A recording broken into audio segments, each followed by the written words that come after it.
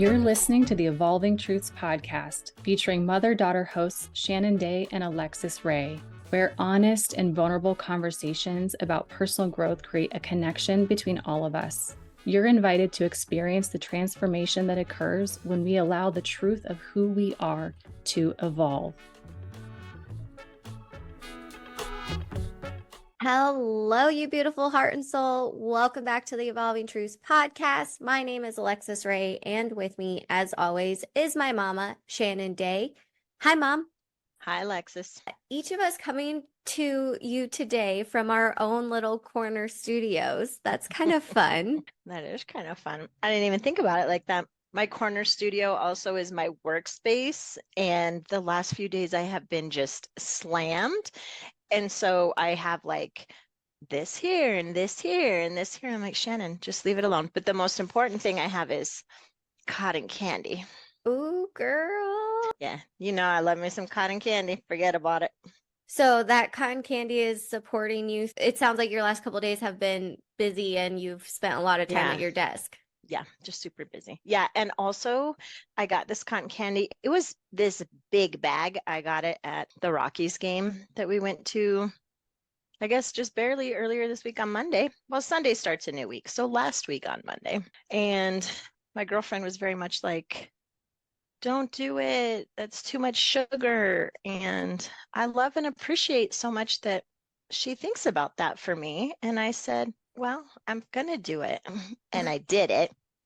And then when we got home, at first it was on the table. And then I was like, let me just put this away so she doesn't have to see it, since I know it stresses her out so much.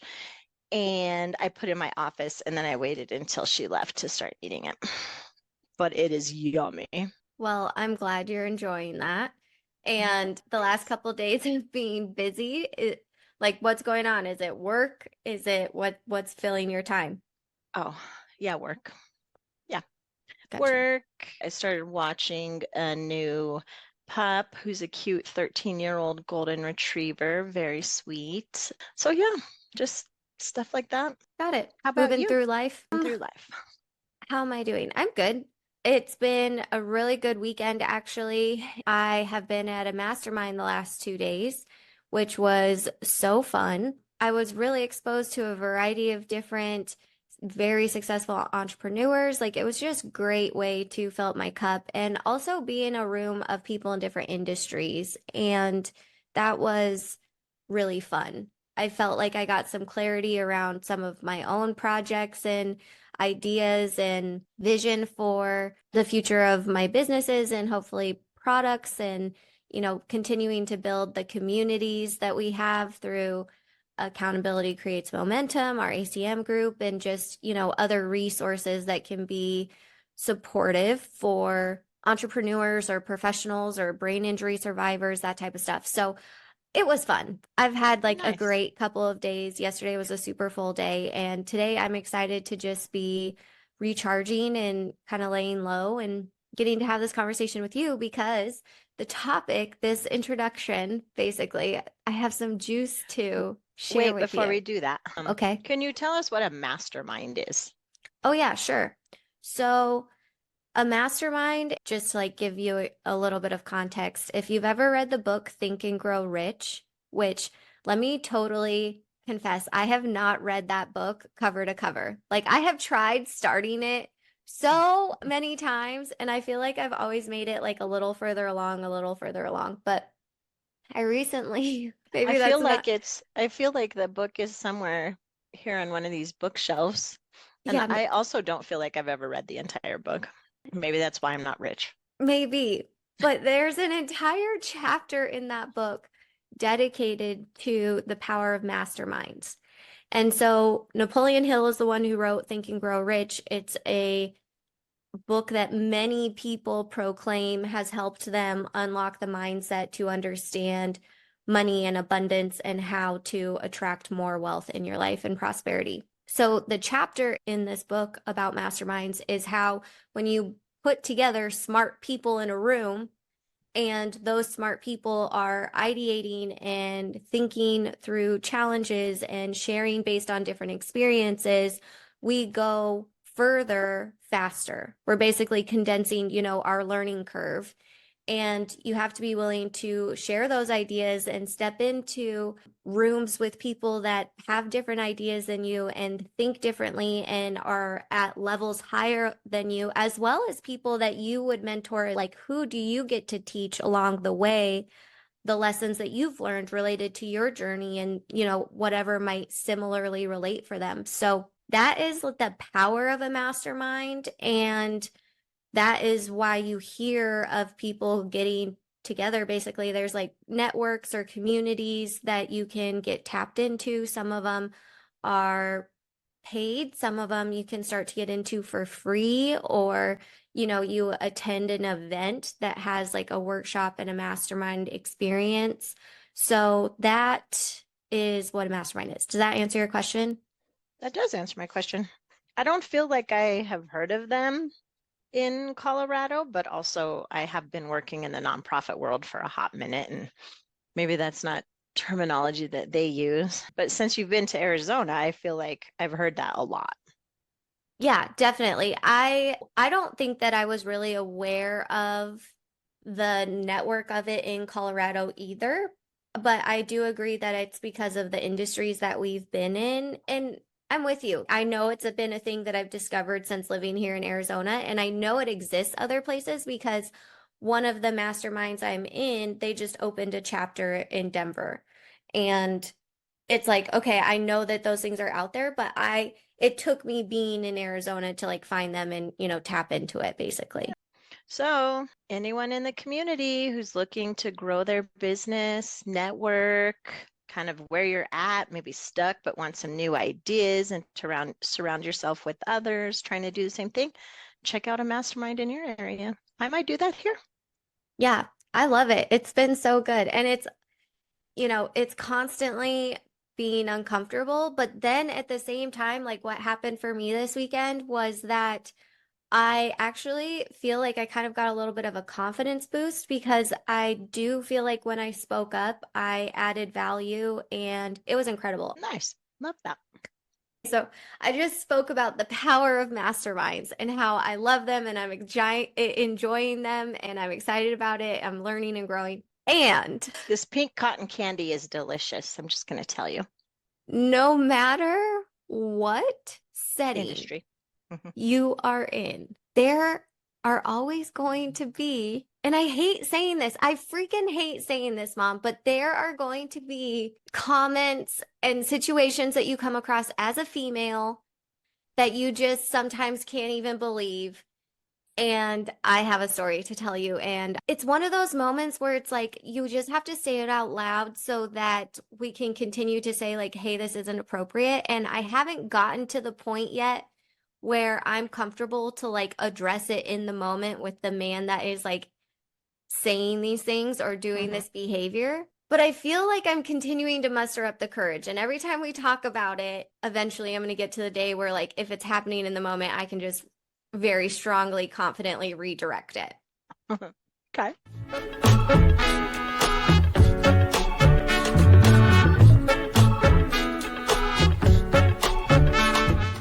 So this is recently an experience. As part of an event, we did a hike in the morning. And going hiking, you're wearing workout clothes, not a full face of makeup, really no makeup at all. And your hair is pulled up, or at least that's what I look like, right? So you go hiking and it's very natural. Come home from the hike, shower, get cleaned up. I had a very strong look. I felt so great. It was wonderful. I didn't even take a selfie, which is hilarious, but I already know where this is going. But okay. Okay. So I went home and got ready. Like dressed professionally to go back to this event. Yeah, exactly. Or business casual, or right? Business you casual. Now dressed appropriately for where you're going. Yeah. And comfortable for you. Yeah, which was jeans. In both cases. Yeah, exactly. The hike you were comfortable, here you're comfortable. Both versions of myself, okay? So I go to the location of the event, okay, for lunch and I walk in and obviously, things are already happening. It's in full swing. So I hop into a conversation or I show up, and everyone's kind of mingling and eating and it's relaxed. And I'm standing in a group of 3 men, variety of ages. Okay. So mid 20s to maybe mid 40s is kind of the split here. And the youngest one in the group makes a comment about my full face of makeup and is like, oh, full glam or some. I don't even remember exactly what he said. And I was like, yep. And then I was like, I'm going to a birthday party today. In addition to this, also, we're here and it's an event. And like, of course I want to. You're saying he said it in a way that made you feel like you needed to explain it? Yeah, he like asked it like kind of in a question, like, oh, really done up, or like kind of like why sort of thing. Okay. And then on the other end of the spectrum, the oldest guy standing there, gentleman, goes like, oh, I think I prefer a hiking version or something like natural beauty kind of, comment sort of thing. And in my mind, all I could think was like, what makes you think you get to comment on my appearance? Or that I give a shit about which version of me you prefer. And this is me, period. So I just don't like. So when he said that, then were you like? I mean, no, I wasn't. But I think honestly, I was so flabbergasted like truly, I was so flabbergasted. And I'll admit, like, I still don't exactly know what to say in those instances, which is why I'm continuing to say to myself, like, the next time it comes up, the thing I want to say is like, oh, that's so interesting. Like, one, thank you for that nice, flattering compliment. I feel great in my skin in every version of myself. And I'm just curious, would you have said the same thing about Kevin? There you go. And also, so I love that you just said that about saying, well, thank you for that very nice compliment. Do you remember when you were young and your dad and I taught you, like, so if they express an interest or ask you out and you don't want to go out with them, like, always say thank you. That's such a compliment, but I'm not interested. Do you remember us teaching you that? Yeah. Yeah, man, I wish I could take that back. Like, no, we like women have been programmed and taught that our worth is based on what men think of us. And then we've been taught that we can't just say no. And yes, we can. And no is a complete sentence. Yeah, I wish I could go back to that with you. So do you want to start practicing how you would respond to these things? Anyway, this goes back to me saying, no, maybe that's somewhat ingrained from us teaching you that, or just also society in general. We're taught that we can't just say no, but I'm going to argue you don't need to thank him for it, because was it really a compliment? I mean, I don't know, because it's like, I don't think so. But I'm still just so wrapped around like, why do you think that's okay? And who gave you like it? We talked about it a couple episodes ago when we were talking about don't yuck my yum. Like, that would have been a perfect instance, in my opinion, for me to just hold the mirror up and be like, so, I just respectfully would like to ask, like, what makes you think that comment's okay? And maybe that's something you should reflect on. I don't know that I could be that bold yet. That's funny, because I'm sitting here going, you also don't need to say you want to respectfully ask. Like, I think you could just look at him and say, right? Or I totally loved you saying, well, do you prefer Kevin's look now or the one he had this morning? Yeah. Like, and yeah, what? Yeah. No, I think honestly, sure, practices, but also just being ready to say to people like, not okay, bye. Well, I mean, I want to handle it constructively because, one, maybe they're not aware. Two, I'm again in an environment that I am enjoying and I'm building relationships with people that I am liking and connecting. So how do I help mold this environment in like a positive way that then, who knows, helps him in his next relationship or makes him see his sister and his family differently, or maybe looks at the women on his staff differently. Like, who knows what that little spark of a conversation, if I'm willing to like lean in with them, could do. Okay. Is that like what's your take on that? I don't know. I probably need to chew on that one for a minute because I feel like yeah, I mean, I don't know. I think you're gonna have to play with it a few times. I love you saying, hey, maybe he learns from it. Maybe the other men that are standing there in the group as well learn from it and will take this in the future. And I also think that the chances of you trying to engage in a conversation turns into him just being like, well, God, you don't got to be a bitch about it. I was telling you, you look good. Again, I didn't ask you. Right. Which is, and your opinion doesn't matter. But I also see where you're saying, okay, Mom, but let's try and have these conversations. So I hear you. Well, here's my thought. So your first response of like, you can just say, okay, thank you, goodbye, right? One, that's you don't even have to say thank you. All right. Just say goodbye, whatever, give them a dirty look, whatever your, way of exiting or showing like this is not okay by a emotional reaction. All right. That's going to end with them having the opinion that I don't have to react that way. And why are you such a bitch? Anyways, it was just a joke. Or I could go the conversation route. And if they end up having that opinion anyways, or already, then at least I'm making an attempt at changing the perspective and the circumstance and giving them an opportunity to see the world a different way. And Valid. If it ends in the same outcome, then it ends in the same outcome and I haven't lost anything. Valid. Mm-hmm. So in that case, would you have said that to Kevin? Or did you prefer his morning look or his look now? I think that in that particular case would have been a great response. Okay, thanks.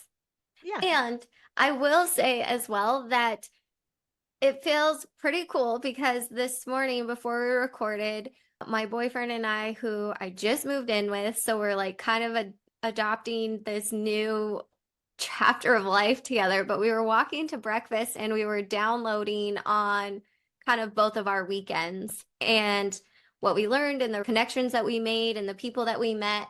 And he was at a different mastermind. I don't know if I mentioned that, but he was at a different mastermind. So I shared with him this experience. Mm-hmm. And he, thank goodness, like not that it's a test, but like we've been dating, almost, I think we're going on 8 months or something like that. So we're still getting to know each other, very right? New relationship. Right. So getting to know each other. And this is the first time that an experience like this has come up while we're dating. Like I've had experience like this before in the past when I've been single or when I was in roofing, right? A different industry. So to bring it up to him and for his response to be like, whoa, that's really not okay. 2, that's rude. And I'm sorry that they said that to you because that probably couldn't have felt great and just like not appropriate. And I was, oh, great. I'm so glad you feel that way. Yeah. So I have a question. Yeah. So, one, I think this will be a fun conversation to continue to have with him since you are just getting to know him. And in situations like that, what would have been really nice would have been if one of the other guys would have spoken up, right? So asking him, so let's say you were in that situation. If you were Kevin, and I'm assuming we're just making up this name, Kevin. If you were Kevin, would you have said something? Because women have to do it all the time and we're not getting listened to. It's still happening. But if a man in this group were to say something, then are we open to conversation? Then could that have made them think something? Right? Yeah. Like we have to have advocates. Yeah. Totally. So yes, I 100% am with you. I appreciate the way that he acknowledged it and said it wasn't okay and acknowledged your feelings around it. But I'm going to say, like, for both of you, what an interesting conversation to have and take it the next step further of, so would you have said something? Yeah, that's a great follow-up question. Oh, I love it. Well, I also told him that this was going to be our topic today. And so he was like, oh, I can't wait to hear what your mom has to say about this. And if he's like, Yeah, I don't know, right? Or even like, I think it's interesting to have conversations with men who do recognize that, who try not to do that. Like, we have a great friend that we hang out with quite a bit when he's in Colorado for work. Him and his family live in Hawaii.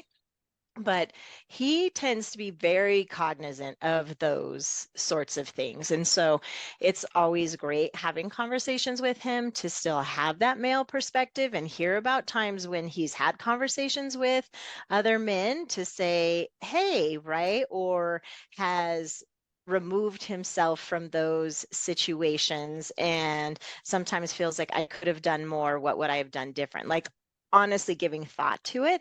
And I think sometimes like space isn't created for any of us really to do that. Even you just saying like, how would I respond? I gave you one extreme. You're like it's finding what works for you, right? And what do you feel comfortable with? And could it be a space? Like, I also think there's times when you have to say, is having this discussion with this person even worth it? Right? I don't know. But I think those conversations being had with those who could elevate voices of women, those who are in a space that look just like the guy that they're talking to say these kind of things, right? Totally. I'm glad that you're bringing this up because, like I said, there were three gentlemen that I was standing with, and the Yeah. third one seemed a little bit closer But the to fact that you keep referring to them as gentlemen. gentlemen, men, dudes. Like, what do you want me I to don't call know. them? It's just, it feels funny to me because I feel like a gentleman is, but probably carries a lot of these same beliefs, but we think of it as like, someone in a suit, and I don't know, that's what I have in my head of gentlemen. But anyway, that's all. I think it's kind of cute that you're saying that. Oh, maybe I've been watching too much Bridgerton. Maybe that's where it's from. I also was just thinking, there's a movie I love, League of Extraordinary Gentlemen. Really? Do you remember? Oh, I love that movie so much. Would you not think I would like that one? All of their special powers, you liked that? Yes, That's yes. so interesting. I mean, I do remember you liking it, but yeah, that's hilarious that you just pulled that out of the Yeah, archives. that's totally a movie I'd go pull out of my little DVD drawer and throw in my Blu-ray player now. I love that. Okay, anyway, you were standing there with these gentlemen. Oh, yeah. Okay. So I'm standing there with these three men. I'll just say men. And the third one, who I think is probably closer to my age range, so late 20s to mid 30s, he kind of looked like he was observing and looking around too. And so when I looked at his face, I felt the feeling, or I felt like I could feel a little of like shock as well. Like, whoa, I can't, like, what? Like, this is the conversation that's being had right now. So ultimately, I'm not sure that any of them are going to be thinking about this exchange as much as I have. And that obviously has to do with the fact that, like, I didn't let them know that that exchange really ideally isn't necessary and truthfully doesn't really feel okay or appropriate. But I do think that it was awkward enough for each of them that maybe they might, I don't know. But truly, at least, I could look at it and be like, here's another turn around the corkscrew where I have this opportunity. And every single time, I guess I'm just getting clearer and clearer on how I want to eventually be able to handle them when I am living as my fullest, truest, most authentic self that has strong belief and value in myself and am willing to, cause some freaking ripples again. Yeah, I like that. Evolving, growing, learning. Life Sometimes that's all we can do. experiences. Yeah, yeah. That being said, though, it was a really incredible weekend. I had so many freaking takeaways. Like, truly, it helped me clarify so much. And again, I absolutely love the fact that it was in a bit of a different niche and being able to just add a different perspective to each room that I was in and learn and share simultaneously was really great. So Good. that was such a fun weekend. You got professional growth and see an opportunity for personal growth or development, I'm a facilitator and a trainer, and even though I'm facilitating a specific topic, I often say that, like, don't think that this just applies to your work, right? Or the individuals that you're working with. Like, I feel like we can always take information from even professional development spaces for personal development, and same thing with personal development for professional development, right? Because we're still the same person in both those spaces and it's going to overlap. So I love that you got that. I think it would be fun to hear from the Fam Bam, times that they've run into a situation like yours, or times that they were maybe somewhere for personal development and took something out of it professionally, or vice versa. But love to hear their thoughts about their experiences, those who are with us as women, and what that's felt like for them, and have they found things that they feel comfortable saying back, or a time when they did.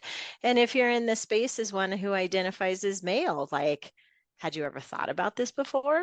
If you have a male in your life, maybe have this conversation with them. Tell us about it. Yeah, that would be great. I would love to hear that, and just kind of appreciate that this is a more common experience than I think we sometimes shed light on as well. I feel like many of us probably have relatable experiences to this. So, yeah. Well, and also, I'm going to put as a final note to this, so one thing is starting to recognize and realize, so that's not okay. I don't feel okay with that. And it is okay for me to name that and then speak that, because this is going on all the time, but we've been so conditioned to think that it's okay, and that's just how it is for us as women. Objects for men's pleasure. Oof. Just like that. Okay. The truth comes out in the last 2 minutes of the episode. She finally let it out, finally said her actual opinion. I mean, his statement tells you that clearly. I mean, I think that, well, if I'm just going to say, I am going to choose my perspective over yours. And your perspective is, so he told you which of your appearances he preferred and liked more. Yes, he shared his opinion on his preferred way of You looked, right? Yes. Because again, society shows us and puts us in a space of women are objects, and we are mostly objects, therefore men's pleasure. And that is why they feel it is okay to make unsolicited comments like that. And if your perspective on that differs, by all means, say what it is. I don't know that it differs. Honestly, I don't know that it differs, but when we say it that way, it feels malicious to me. And one, I recognize we already know the system's not set up for us. Okay.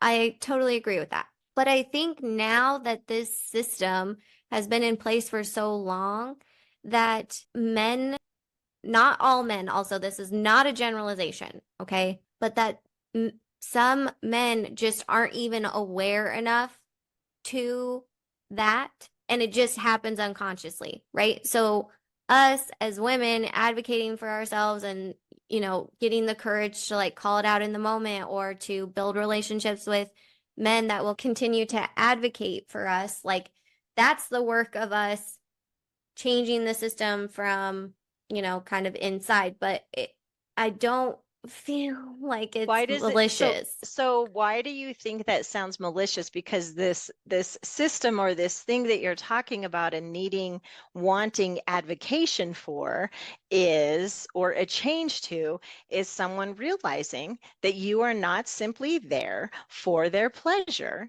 or for them to say how they prefer you look. Yeah, I mean, I'm there for the same purposes they are, ultimately, not to, Yeah. be Sounds like eye this will be candy. which is exactly. I think we're saying the same thing. This was a fun topic, Lexus.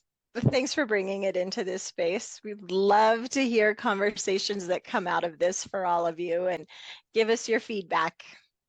Absolutely. And until next week, Please leave a 5-star rating of the show on whatever platform you are listening if you absolutely love hanging out with my mom and I. And follow the show as well on whatever platform you've found us. We bring new episodes every Tuesday.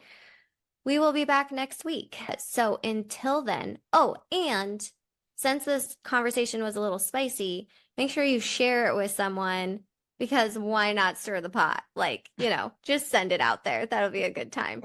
But until next week, please remember, life is beautiful and you create the magic.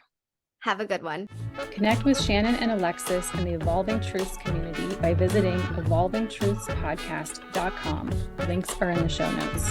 The Evolving Truths podcast is produced by Shannon Day and Alexus Ray, recorded from the Corner Studio in conjunction with Alexus Ray Enterprises, LLC.